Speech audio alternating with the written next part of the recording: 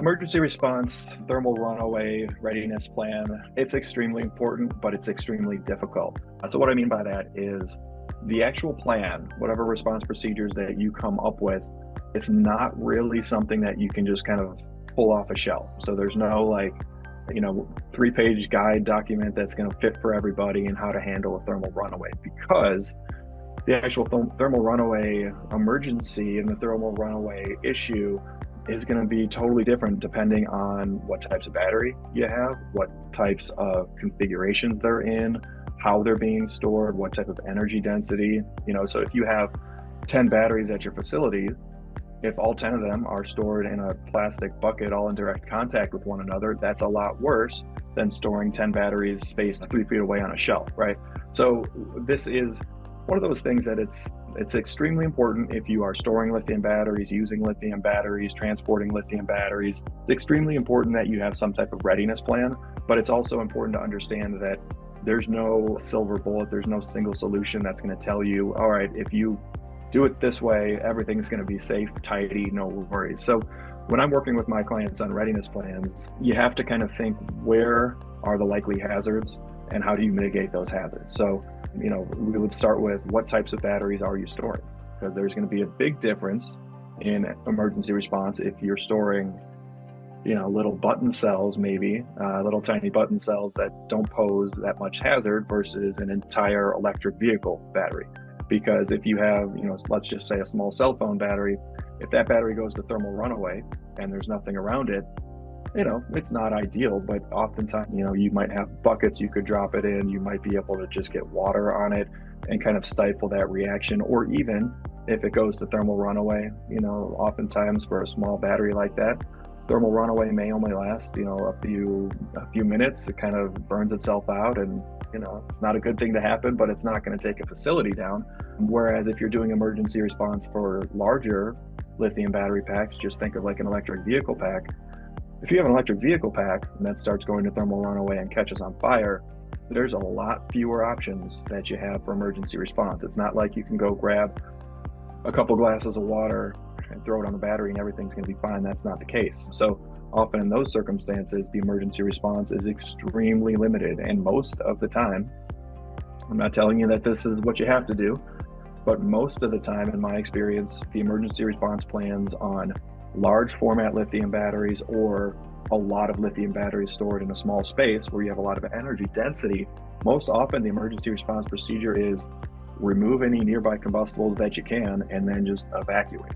Because unless you are a professional emergency responder or fire department, there's just not really much you're going to do to stifle or put out a large format lithium-ion battery thermal runaway. It's not something where if you go grab your fire extinguisher off the wall and shoot it, that's not really going to stifle that reaction or put it out. So oftentimes when you're kind of developing the readiness plan, you need to understand what types of emergency response procedures can we execute within a realistic circumstance. And if we don't have any good options, oftentimes the best thing to do is to evacuate. Where I see companies run into a little bit of trouble, number one, is to not have a plan at all. It happens where companies obviously are working with lithium batteries, storing them, charging them, and they're probably aware of the hazards but don't really want to think about it, because in all likelihood, for 99.9999% of the time, the lithium batteries are not going to fail, they're not going to catch on fire.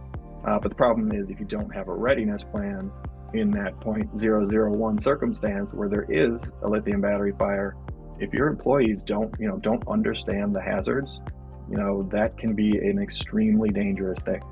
So if you look at lithium batteries, one of the concerns is, thermal runaway, obviously extreme heat, fire, fragment.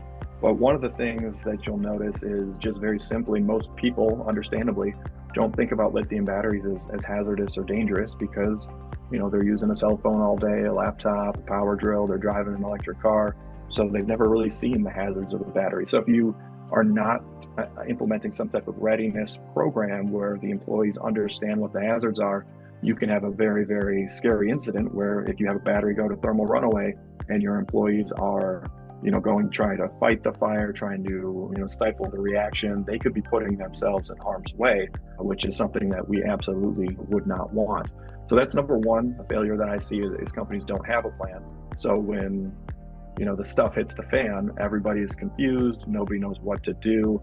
That is a bad recipe. The other issue is having a plan that is doing too much. And so I see this sometimes where companies might say, okay, we got a bunch of lithium batteries. We know lithium batteries are dangerous in extremely rare cases. What do we do? How do we have emergency response procedures? So they go and maybe they buy a bunch of fire blankets. And so now you have a situation where you're actually being a little bit too extreme, that you are instructing maybe employees to go toward a battery fire and try to get a fire blanket on the battery. That type of response can absolutely work, but you really need to be realistic about under what circumstances it will work. Again, if you have a lithium battery, a small lithium battery, like a cell phone sized lithium battery on a table, yeah, you might be able to approach that, throw a blanket on it, kind of, stifle that reaction a little bit. But if you have these EV batteries, they are legitimately, obviously, the size of the frame of a car. So it is going to be extremely difficult to walk up to a battery that may be on fire, maybe putting out temperatures of 1,000 degrees C.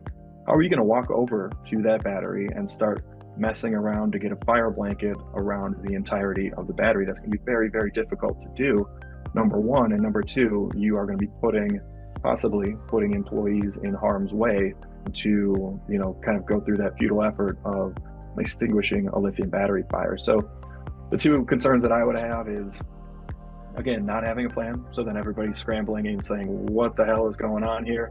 The other issue would be, having a plan that is maybe too involved, that is requiring employees to put themselves in danger. So there is a way to design plans, and this is what we can certainly help some of our clients do, is where you find that decent middle ground of, we have a plan, we understand what the battery hazards are. What do we do in case of thermal runaway? How do we recognize early signs of thermal runaway? What do we do in case there's a fire? Well, maybe there's not a fire, but the battery's getting a little bit hot to the touch. Well, maybe in that case, we can do some type of response to put that battery in some type of bucket, a water bucket, a sand bucket. There's other thermal kind of suppression materials.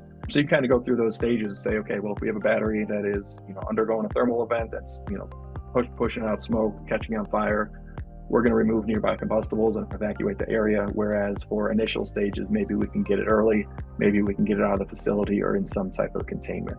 So there is a happy middle ground, but you do really need to go through from the facility level to understand, what types of batteries am I dealing with? What's that chemistry? What's their failure profile? Are they stored in big groups? So there's a lot of energy density to where if one battery catches on fire, it's going to catch the other one on fire, and then you have that catastrophic chain event.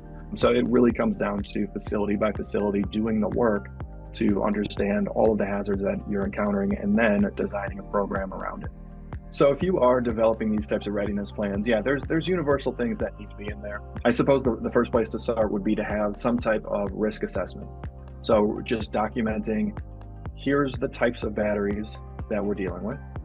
Hopefully you would have some battery failure test data. So what I mean by that is, for companies that produce lithium batteries, many, but not all, obviously in a test environment, drive their batteries to thermal runaway to understand what the actual hazards are. That's a really important thing to do, because if you have lithium batteries that you're storing and using and you don't know what their thermal runaway reaction looks like, it can be hard to design an emergency response procedure around it. So step one is going to be that risk analysis. So how many batteries, how volatile are the batteries, what's the state of charge of those batteries? So that risk assessment is going to then lead you into the procedures around it. So you'd always have your risk assessment, always have a major kind of training component around making sure that your employees understand the hazards of the batteries that they are working with, how they can recognize hopefully early signs of a thermal event, what to do in case of smoke, what to do in case of fire. And then really the actual emergency response procedures are going to be different based on each facility, but at minimum, the readiness plan has to really, really clearly spell out what is expected of employees during a thermal event. Now, again, as I mentioned, if you have batteries that are containable, maybe the expectation is, I've seen this with clients where you have a handful of people on site that are considered to be, their responders, the red team, the fire team, that only those 5 people would be approaching a battery during thermal runaway. Everybody else is going to evacuate. Other clients I have, of course, it's just evacuate everyone. Regardless of what procedures the employees are expected to take, it's vital that the employees know what they need to do in case of thermal events, because what we don't need is to be, caught unaware, and now you have some people, evacuating, which is probably appropriate, some people, trying to be a hero to put out the fire, but not really even understanding what they're up against. So from the readiness plan, risk assessment, and then employee training and making sure they're really knowledgeable about what to do in case of emergency is going to be vital. As far as first steps, I think just training on it and drilling it in is going to be really important, because, it's one thing to put things on a piece of paper, and then that piece of paper sits on the shelf and nobody's read it. That's not helping anybody. So even though, people probably go decades without having a thermal event in their facility, these things do happen. So making sure that, you are conducting training, making sure that people are aware of the hazards and what their specific responsibilities related to emergency response are, I think that would be a good place to start.